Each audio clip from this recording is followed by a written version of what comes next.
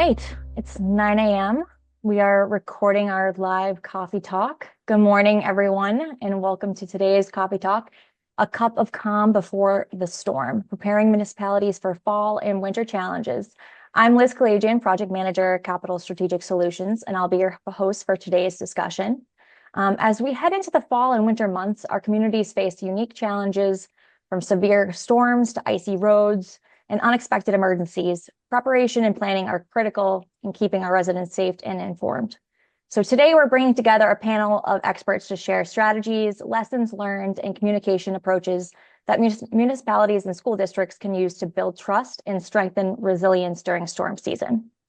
So I'd like to introduce our panelists joining us this morning. I have Ed Burman, Chief of Police for the town of Wayland, Massachusetts. You can give a little wave. We have John Evans, Superintendent of Keith Regional Technical School. We have Bob Tremblay, Superintendent of Framingham Public Schools. And we have Nicole Figueredo, CEO of Capital Strategic Solutions.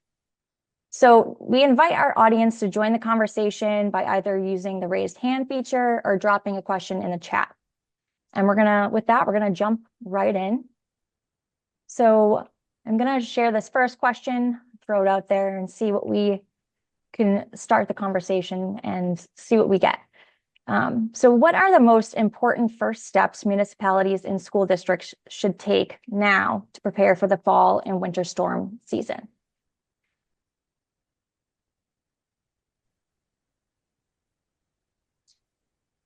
Eddie, you want to jump in on that? I can jump in. Chomping at the bit. Yeah, no. So this is the point where we're already making our communication plans so that, we're planning, what time we're going to make those phone calls with our conference calls with the superintendent, DPW director, where they, the DPW director is getting the updated snow forecast. And then, hopefully, if it's one of those storms that starts in overnight, right, we need to make that decision, for us here in Wayland, earlier, because obviously we have Metco also. So we've got buses that are leaving here, 5 a.m. to head into Boston to pick up our kids. So, we want to try to make that call between 4:30 and 5 a.m. if we're going to cancel school or not.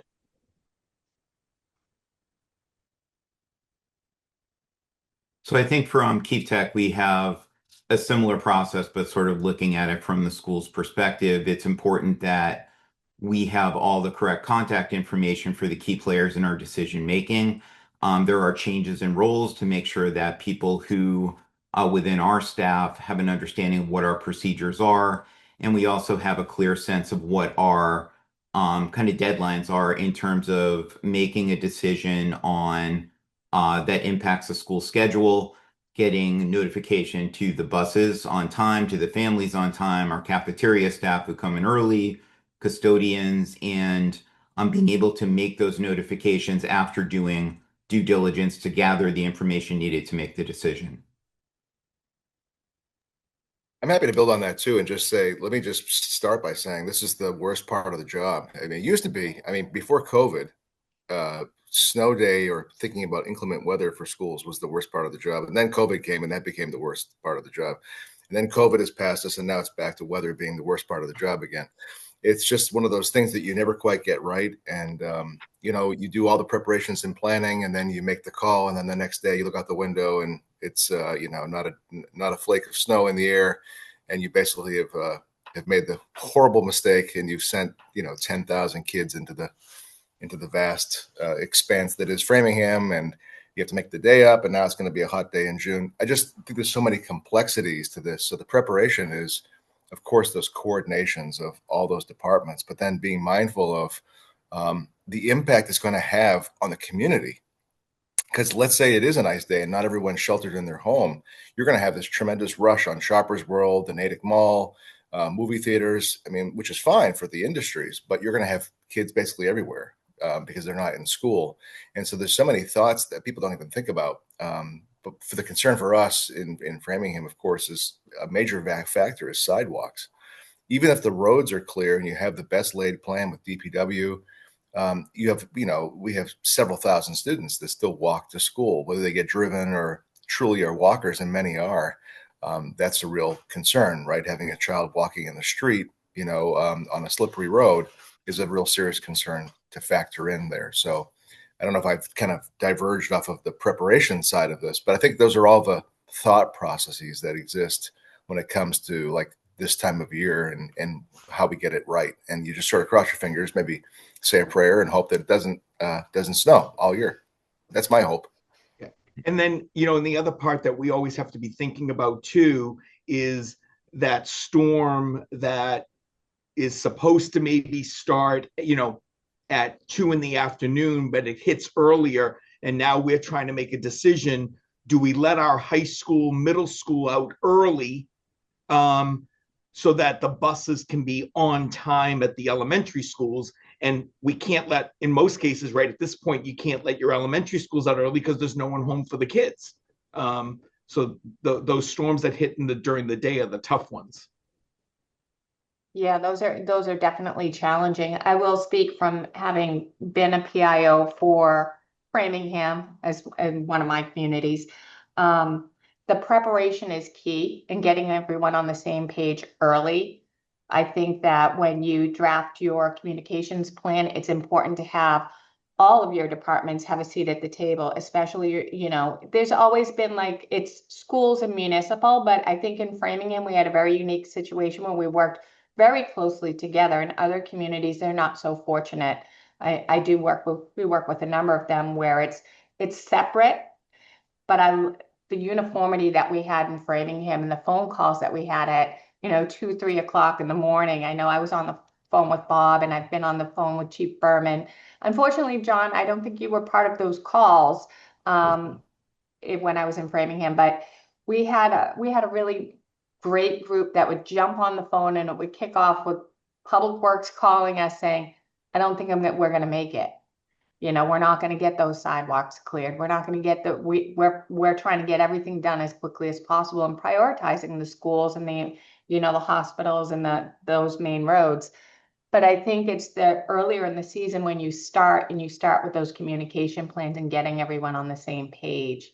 And I can't say enough about our panel here today because they have all worn many different hats at many different times and have all jumped in, with that hands-on attitude, that can do, we can do it together. And it's the bond that you guys have created that always amazes me of how you just jump in the trenches together and just get it done. So I applaud you all. Now, I'll say I am extremely grateful for the access and the relationship we have with Bob in Framingham Public Schools, because I think, just what you've mentioned, the complexities of a municipality and all the factors that go into a decision. Bob has made himself accessible to me in these circumstances. We talk and we communicate because for us, it's not just Framingham, but it's 4 other communities all making the same decisions. And quite frankly, it's not manageable for me to be talking to 5 different DPWs and police chiefs. So my access to my colleagues is very much appreciated to kind of gather the information they've received and then to make a regional decision. Framingham might have one circumstance, Hopkinton might have another, where DPW or the weather's difference just from geographically, it's in a different place. We have to factor in those decisions as well. So that communication, not just within our community, but beyond, is really important as well. I think Yeah, that's thanks for that. Oh, sorry, I didn't mean to cut you off, Nicole. Go ahead. that's okay. I was just going to compliment. I think that speaks to the relationship very well between John and Bob. It's a rarity that you see those relationships like that. And I think that that's a really important topic that you just touched on, not only when it comes to winter preparedness, but all things schools. And, whether it's, sporting events or rivalries or something like that. I grew up in Marlboro, and we had Assabet Valley. And even though we had Assabet and Marlboro and Hudson were rivalries, Assabet was also a rivalry, with sports and things like that with the kids. So the relationships are important that you have both between the regional schools as well as the hometown schools. Yeah, and I want to just echo John and build on that, Nicole. Thank you for that. We have an exceptional relationship, and I think many people may take for granted, in fact, in Framingham, the fact that the public schools and the vocational school have a stronger than usual relationship. And I think we recognize here that we all need one another, that we understand that some students need a different pathway that works for them that's different than other kids. And you see communities that are sort of at odds on this, right? They're saying, well, no, we don't want to send our kids there. And almost as though that's not,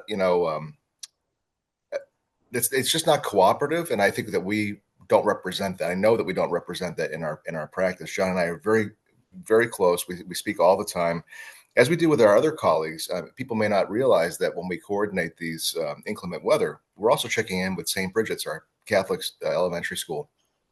We also have a number of private schools in Montessori. And recently, Chesterton Academy of the Immaculata just joined into the community, right? With the Metro West Jewish Day School, Learning Center for the Deaf.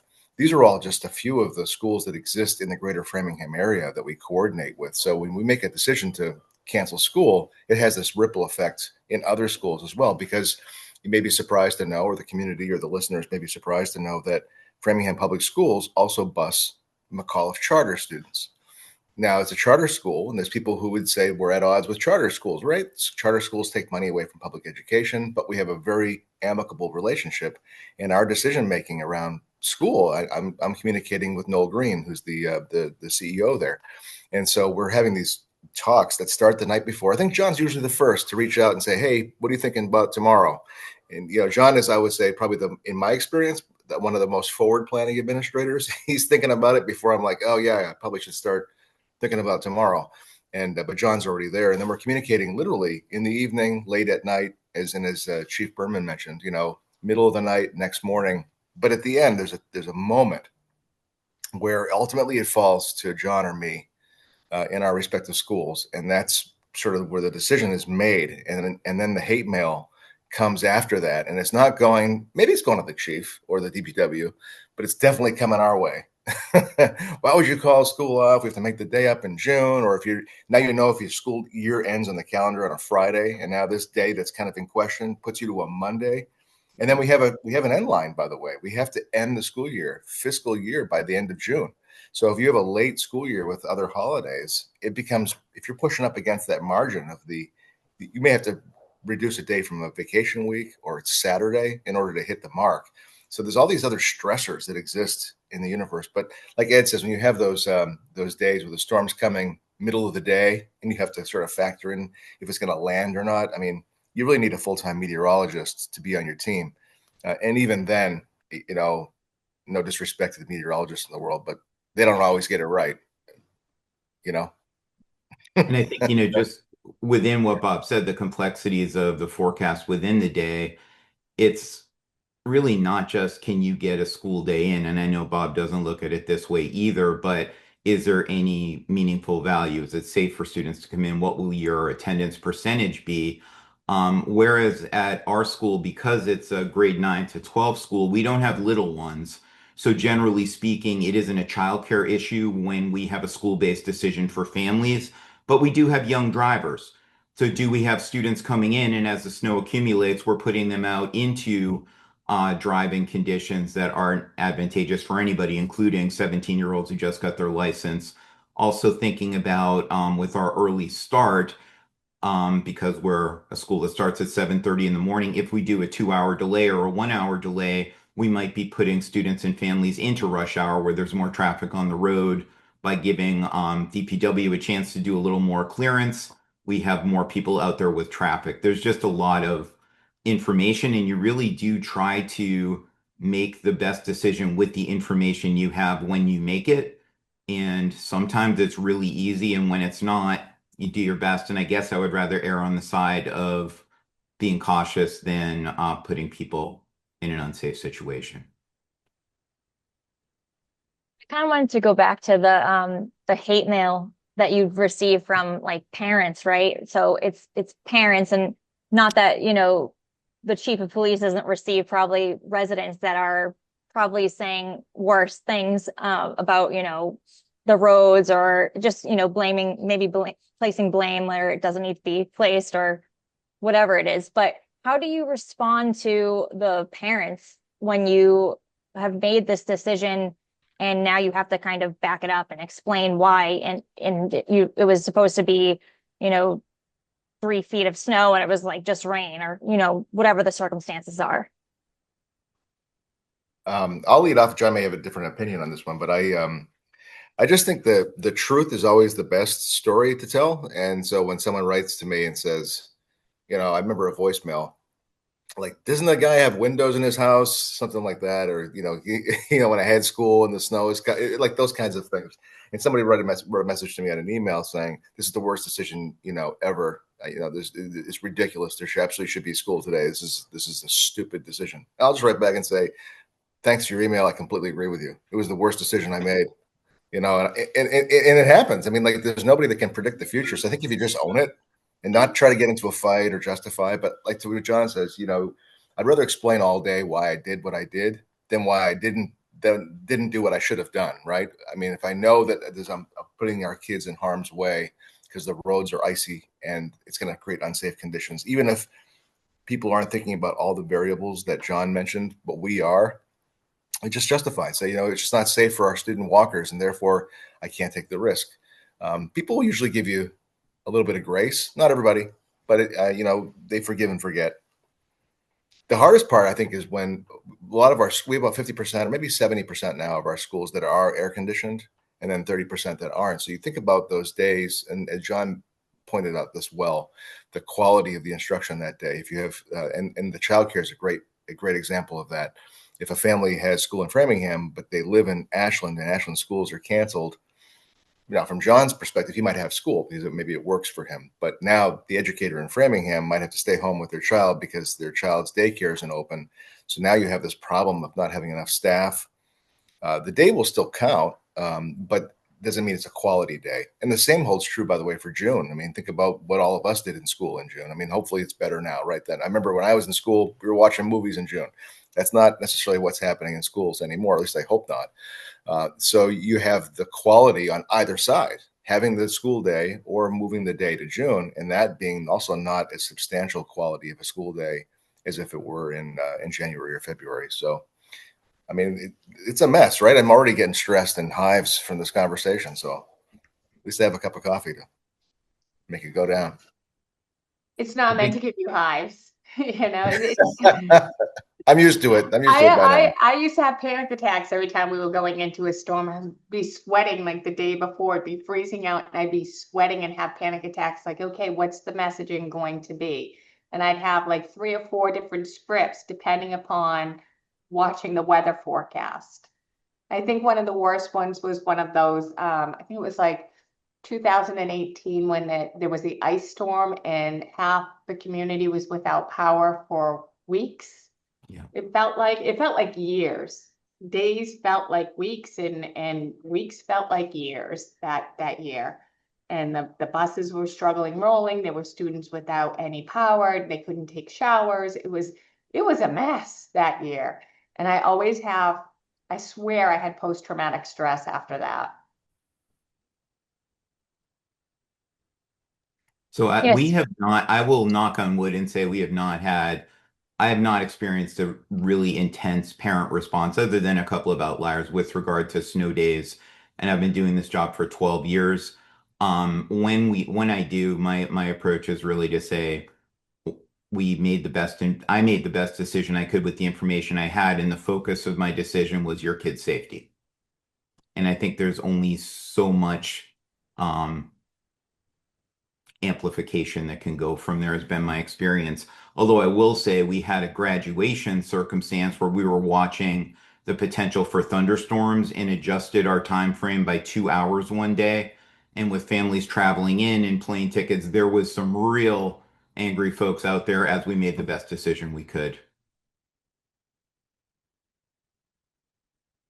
Yeah, we work with school districts and municipalities, and having to write those letters home to parents and just trying to explain what the reasoning is hard sometimes. But as long as you're being, I think the transparency of, we did this for your children's safety is probably utmost importance, and they should respect that and give you some grace. So I agree. I just wanted to see if that what the difference is. And Chief, do you have any experience of getting Well, if you remember response? too, the storm last year, everybody remember the big storm in every district in the Commonwealth canceled, and the storm turned in the middle of the night and none of us got anything.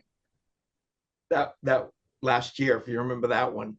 Bob and I canceled pretty early on that one, and we both Yeah. commiserated after the fact. Yep. Yep. So one thing I want to give kudos out to Framingham too. So when I was in Framingham and when I was the assistant safety officer, we had to make a decision one year to put radios in all of our school buses, and we struggled for a while to get a frequency that was in the same band as the police and fire, because we wanted the police to have direct communication with the school buses, which they have to this day, because we waited. And so now, like, the safety officer, assistant safety officer in Framingham can get onto the school bus frequency and hear what's going on live when they need to, which is great. Chief, I have a question for you. I remember, I don't know all the mechanics that happen, but we know that your officers, of course, are 24/7. So is it true that the first snowflake falls, that it's the police that notify DPW of that, or who's watching for the first middle of the night snowstorm? The officers, the officers are calling whoever the on-call DPW person is, saying, hey, we need the sanders out now, or, we need the salt trucks out now. Those calls are happening like 1, 2 in the morning. And then, think about on my side too, the decisions I have to make is, am I bringing extra officers in for a storm, and looking at our budgets, and, or do I have to make that decision where, okay, well, if everybody's canceling school, maybe I don't need an extra officer on the road, one or two officers, because everyone's going to be home.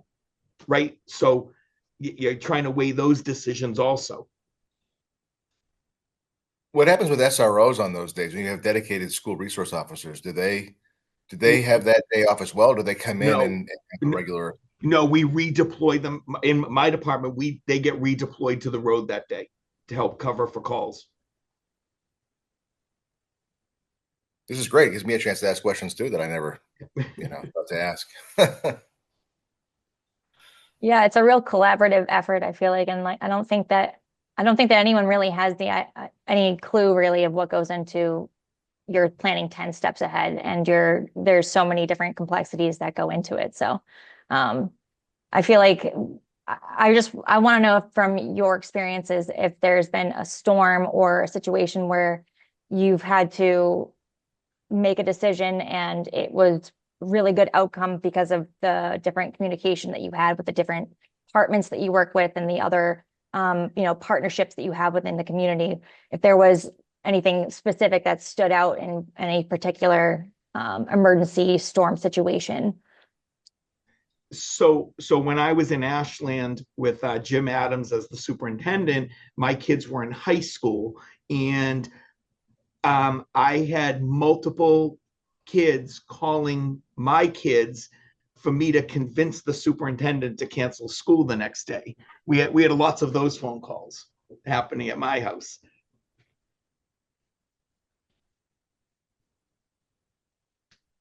I think that's one of those questions where, when it goes exceptionally well, it's when you didn't do the wrong thing. So there's not really like a major, isn't it great that we did that? It just wasn't bad that we made the decision that we did. So I think it's one of those where you try your best to just have it, first of all, do the right thing. And it's even better when it makes sense to everybody when you did. Yeah, there's nobody lined up to say thank you for the right call. That's also true. Like, oh, that was a great call. Good job, John. There's nobody. I don't get, if you get those emails, that's great. I do not get those either. I don't either. But you're right. And what I've tried to do in recent years, and I've kind of moved in the other direction, we understand that for a lot of families, they need to have, to the extent we can provide advance notice, to line up childcare. Just because we don't have school doesn't mean they don't have a job the next day and they can't leave their children at home. So whenever possible, we try to give advance notice because there's a lot of risk in that, right? If you know the storm could change middle of the night, as Chief Burman mentioned, you have a lot of risk in making the call early. But I always try to make the call the night before if I can, so that families have that time. But in some years, it did not work to my advantage. When it lands, it's great. So I've started to say, doing a message in the evening before, saying we're watching the storm. This one's is too close to call tonight. But so you're almost giving them that they can now line up their sort of plan B just in case. So I kind of moved to that, from making the call the night before to saying, here's what we're doing, no school tomorrow, to we're not sure yet, but be aware there's a possibility that school might be closed tomorrow. And at least it gives families a heads up. And I think they just want to know what's going on. And I think everyone's living in that land of what's he going to do? What's he going to do? And I got a lot of you mentioned about social media and things, or like the chief was mentioning about getting, influence to try to influence, Superintendent Adams in Ashland. I have a lot of kids that reach out. They'll send me emails and they're hilarious, actually, or they'll reach out on social media. They're like, dude, I need more time to study for an exam tomorrow. Can I have the day? I could really use it. They're hilarious. I respond to every one of them too, because it makes it's like a bright spot in the day. It's a student engagement opportunity around a snowstorm, and it's actually quite hilarious. And my kids, my own children who are now adult children, they actually will follow on social media, and they'll be sending me texts to me saying, "Did you see that text from this kid in, at Framingham High School? It's a riot." And they are really funny. One kid wrote to me, I said, what are you going to do about school tomorrow? And I wrote back in jest, and I said, I'm going to shake my magic 8-ball and see what it says. So I wrote back to him and said, I shook the magic 8-ball and it said, we're going to have school tomorrow. And he writes back, he goes, shake it again. So to me, it's like that's the playfulness of this. This can be really, you can make it as fun or as stressful as you want to make it. So I choose to make it fun. I think that's a great, I think that's what you just said, Bob, is really highlighting on your relationship with your students and the way that you connect with them. And that I'll go back to way back in the day, a million years ago, when I was in high school. There was no connection between the student and the superintendent. And it was even like you had your house-masters that you were connected to, but no real connection to the superintendent's office. And I think that's really speaks, and it goes miles, that you make that effort in reaching and connecting with the students in Framingham Public Schools on every level and having that open line of communication with them. And that must be something that you've worked at over the years. Can you talk a little bit more about that relationship building? And then John, I'm going to ask you to speak to that as well with your students, because you're housing students from different communities entirely.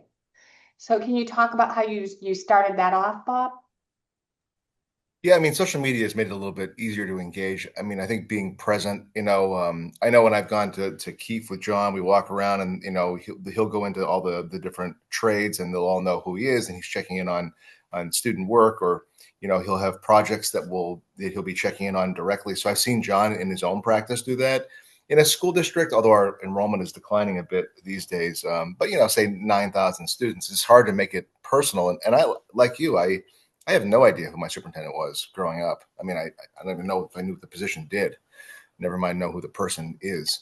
And I think it's an important reminder of why we do the work that we do. So for me, it's the source of energy, because if you're getting, it's like the complaint department most days, right? It's all you're getting. Every decision you make, people are questioning one way or the other. Like I said, they're not usually lined up to give you compliments. But the best thing for me is when I see a kid, I'll give you an example of this kind of engagement with students. So I was walking from the train station the other day to a doctor's appointment on Lincoln Street. And I would say he's probably now in 8th grade. An 8th grader is on his bike, with the pegs in the back. And he pulls up next to me and he goes, Dr. Tremblay, you want to ride? As though he's pulling up in a car. He had where am I gonna go? And he's like, well, you can go in the seat and and hold on to me, and I'll give you a ride to where you're going.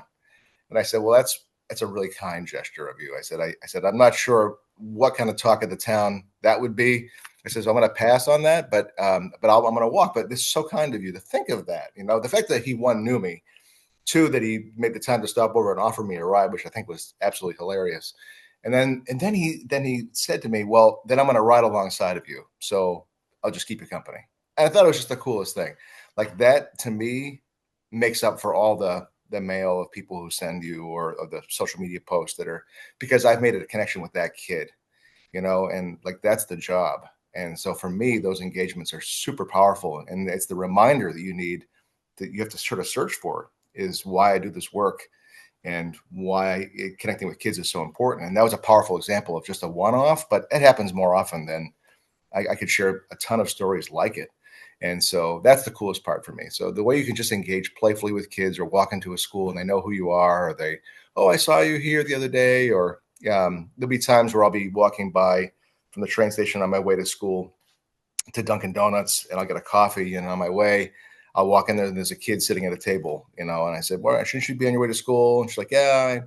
And I ended up getting her, like, I said, let me get you breakfast. And I got her breakfast, and she took it to school with her. And it's just like those moments, those interactions that happen are the joy of it. So I think it is important. I think it's important. And it's not about the position, like positional importance. I mean, I don't take myself that seriously, if you can't tell, but I take the job really seriously, and my connection with kids really seriously. So I just think it's a playground, right? You can go to work every day, and I'm envious of John, because at a vocational school, you can go see automotive work happening. You can go see kids who are aspiring to be, you know, any of the trades.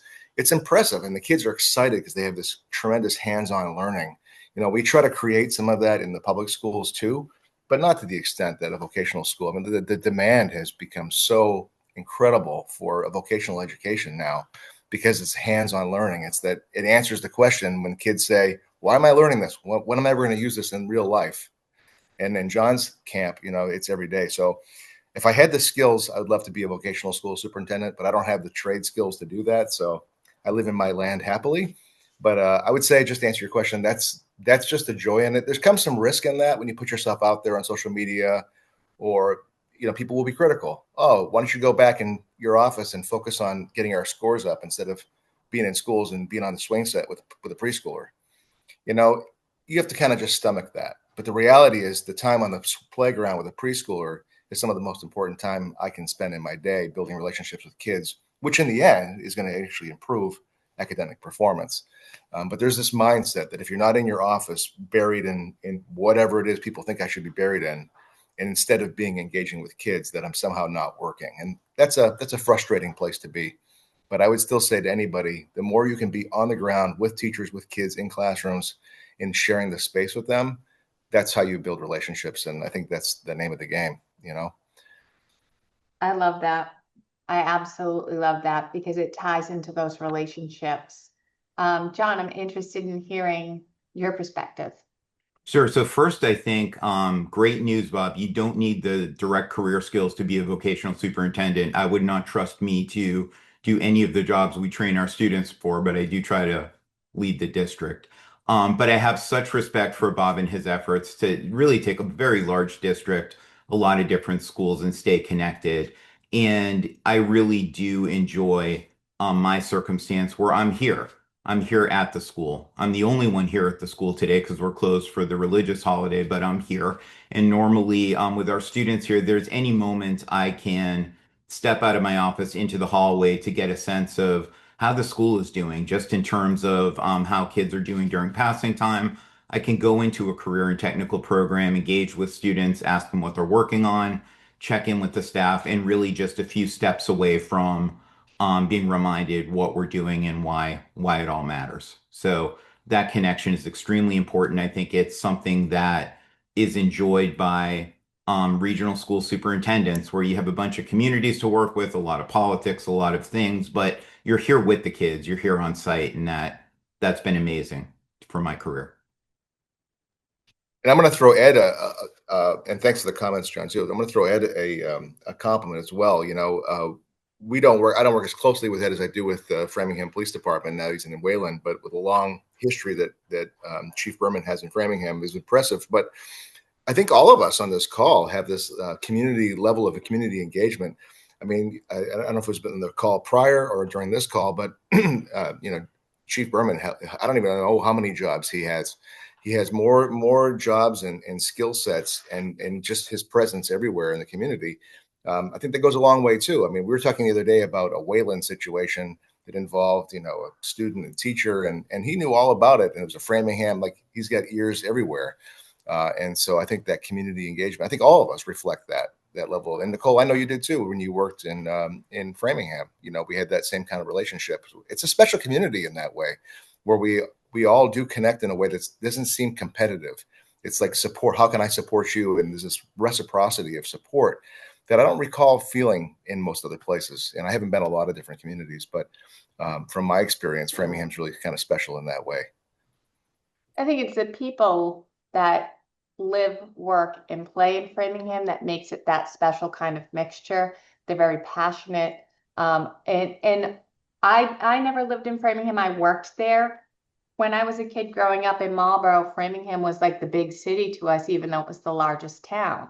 It was Framingham and Natick because you got to go to the mall or Shoppers World. And it still is a draw. You have the Natick collection. You still have those fantastic stores in the Shoppers World, and it's one of the biggest hubs closest to the surrounding communities as a place to be and a place to go. So I was always entranced by it when I started working in Framingham. I knew all of the areas of the town, and people were like, how do you know about that? And I'm like, because when I was in my high school years, I spent more time in Framingham than I did in Marlborough, because it was like the largest community and it was so culturally diverse. And that was another attraction, is that you could eat from different palates that you chose. And it was just an amazing, warm community. And going back to Chief Burman, when I first met Ed, I think you were at the Framingham Police Department, but you wore several different hats, from your nursing to your school bus driving to your tech ability to everything, and you just threw those hats on. And I remember meeting you, and I'm like, who is this guy? He was just fantastic. I'd ask him a question, and he'd have an answer and be able to give me the whole history, so I would have the backstory. And that piece is really critical when you're doing the communications, because you don't want to step on someone's toes because you didn't know the backstory. And I think that's what I loved about working in Framingham, is that I felt comfortable enough to go to Bob and say, Bob, I have this going on. Can you give me the backstory? And we would work together to resolve some issues or come up with a communications plan for it. And just having you all as a wealth of knowledge and be open with your time is important. Not all communities have that. But now Ed and I were just talking yesterday, when we were talking about the Wayland right now, and when we're working on a project in Wayland, and seeing two familiar faces, Tom Holder from Framingham and Ed there, and chit-chatting about their connection, really brought to light like how unifying it's the person. So Framingham was very lucky to have, and is still lucky to have, Bob and John on board in their communities. Ed's gone on to Wayland, but is still connected to Framingham. And we're still connected to Framingham, but it's that special spice that we bring to the communities. Jennifer and I laughed when we talk about our staff, because I usually say it's 6 degrees of Jennifer Thompson or Framingham. That's where our employees come from. Because we always said, if you could work in Framingham, you could work anywhere. Can I just add a little bit more about Ed to that? I really would like to, because too bad, Ed. I met Ed 30 years ago when I started at Keefe Tech as a guidance counselor intern, and he was I think, SRO at the time for our school district. So knowing Ed as a police officer, I am so fortunate as a school superintendent to have the chair of my school committee. I talk to Ed almost every day, and there are some things as a superintendent where you start with your chair. I don't have to spend hardly any time explaining things to Ed about how circumstances work, about who the players are that we're working with. Him having that knowledge and us establishing that relationship and trust over those years has also been enormously beneficial to me. So I'll tell you a funny bus story. So it was about, and Bob, you'll probably remember this, and so won't you, John. I was in Ashland at the time, and it was one of those days every district was canceling because it was going to be cold out. One of those, not a storm, it was going to be cold. And Jim Adams in Ashland, who I talk to every day, is the superintendent, and Jim hates to cancel school, right? He grew up in Vermont. Yeah, it's always cold in Vermont. I do not want to cancel. And Jim called me at 2:30 in the morning, and he said to me, "What do I do?" He said, "Everybody has literally canceled around us." And he says, and they're canceling because they're not sure their buses are going to start, right? Because it was so cold. I said, "All right, Jim, I have an idea." I got dressed, drove down to the bus lot, and I literally started all the Ashland buses, turned the lights on, and I took a picture for Jim. Everything started. He goes, "We're having school." And Ashland was the only town that had school because the buses would start. That's fantastic. I had no idea about that. That's backstory. I remember the day, but that's a riot. Oh, wow. We've had some good conversations in this group, and a lot of great trips down memory lane and things of that nature. We've been on this call for about 40 minutes now, and I don't want to take up too much of your time. But if there's three key things that you want somebody to walk away from this coffee talk with, what would that be? I would say number one, the police department has to have a direct, open line of communication with the superintendent and the DPW director all the time. I think it's important for the community to know that even though the focal point of what they see is a decision made in response to a storm, that there really is a lot of thoughtful collaboration taking place, analyzing the information we have available and trying to do what's best. But a lot of work goes into that outcome that they might just see the tail end of. Maybe the third thing I would offer in that lineup would be in the calm, like this cup of calm that we're having this morning, is plan ahead of time, know who you're going to talk to at what time and in what order, so that when you're stuck and it's 11 o'clock at night and you just find out there's a storm, it can't be, "Oh no, what do I do?" or "Who do I call?" or have the notifications ready to go, have the translations ready to go, know who you're talking to, know who's running point and who's giving what direction, so that you're not trying to scramble to do that, because it'll come here before you know it. So I think that that advanced preparation that we've been stressing this morning would be the third major takeaway from my view. Those are three great points. You just hit on something, Bob, that we didn't even touch on, and that's translation, especially in a very culturally diverse community such as Framingham, and in the surrounding communities. Can you just talk for a moment about how many different languages that Framingham translates their notices into? Sure, Nicole. We require by policy that everything going out publicly be communicated in English, Spanish, and Portuguese as a matter of policy. As a matter of practice, though, we have over 70 languages spoken in the Framingham Public Schools. And so how do you meet that demand with interpretation? We use a platform that we've adopted last year called Parent Square. Parent Square operates a lot like a social media app, so people are able to get it on their phones, and it's not so much the phone calls anymore that you rely on, it's social media. And so we use this Parent Square app, which allows the user end to have the message received in any language they prefer. So we can accommodate all those 70 plus languages through using Parent Square. So we are mindful, but as a matter of policy, 3 languages is required. But through Parent Square, we're able to meet families where they're at, regardless of language. That's incredible. That's incredible. I think about how many other communities we work with, and in discussions about ADA compliant communications, and that includes language, and simplified language for any learning level. The Parent Square sounds like a really great application. Yeah, and we have, translate as well. I'm sorry, Bob, go ahead. no, I was gonna say we have to be careful. Like we've actually changed some of our like we call, instead of an early release, we'll call that a half day of school because the translation of an early release is in English. I mean, we can make that quite clear, but in other languages, it doesn't really understand. Well, what does that mean? So a half day, people know that it's going to be a shortened from a full day, right? So we have to be really intentional with our language choices too, so that the translation, makes sense to the user experience. Sorry, John, I didn't mean to cut you off. It's okay. In that same note, our principal's last name is Snow. So when she calls in a snow cancellation and says this is Dr. Snow, we had kids come in the day after a snow day just saying how hilarious that was because they translated the name into the word for snow instead of her actual name, but we still got our point across. That is awesome. Well, I want to thank you all for joining us today. Liz, do you have any guiding last words?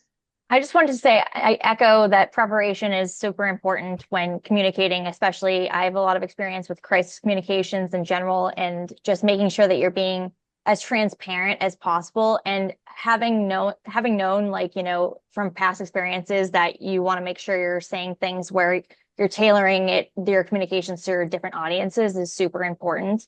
And also being that transparent and building that trust and those relationships with your students is super important and your community as a whole. So that when you do make the decision to cancel school or have a delay or whatever it may be, that they really understand and they know that you're doing it in the best interest of their students, their kids. So I just wanted to add that. And I think this was a great conversation. I'm going to wrap it up here. So I just want to thank you all very much. Thank our panelists for joining us, for sharing your experiences and thoughtful perspectives. And if anyone has any questions or would like to learn more about our coffee talks and the different topics, or has an idea for a different coffee talk topic, please don't hesitate to reach out to us. And we hope you have a great day. Thank you so much for joining us, everyone. Bye, everyone. Thanks, everyone. Thank you.